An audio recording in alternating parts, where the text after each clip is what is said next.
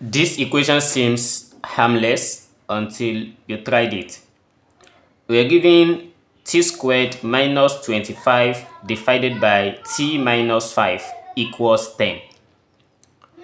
Is there a possible solution for t or not? So let's try this and drop the answer in the comment box. And let's see how we solve this step by step. When we consider the solutions, from the numerator, here we have 25, which is also the same thing as 5 squared. Then, written it in that form, we have t squared minus 5 squared divided by t minus 5 equals 10. And this is difference of 2 squared. Applying difference of 2 squared formula, if we have a squared minus b squared, this gives us a minus b multiplied by a plus b. So then for this, we are going to have it as t minus 5. Then here is t plus 5 equals 10. Then divided by t minus 5.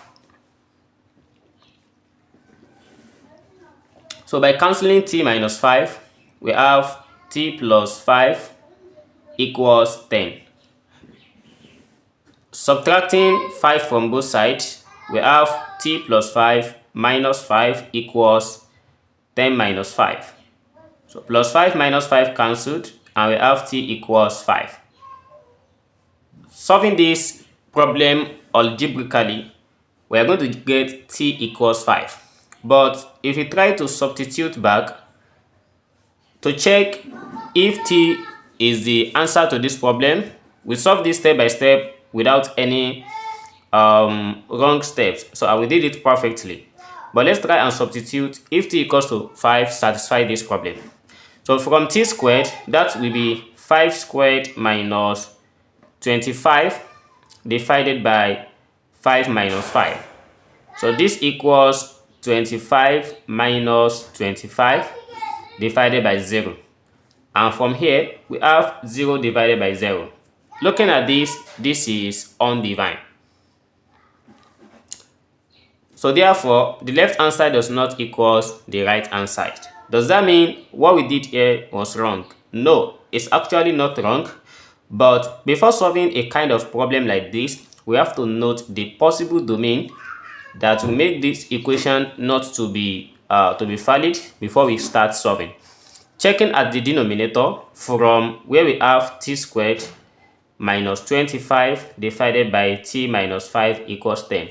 Looking at this, we have t minus 5. If we let this one equals to 0, and actually t minus 5 can never be equals to 0.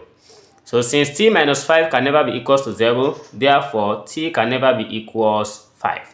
So if t not equals to 5, then so we cannot look at this problem as no solutions for this problem.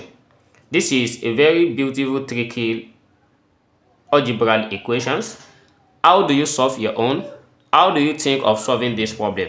Though, if you apply the limit method, so we're able to see that. So this is one of the undefined problem in calculus, so that we can just solve.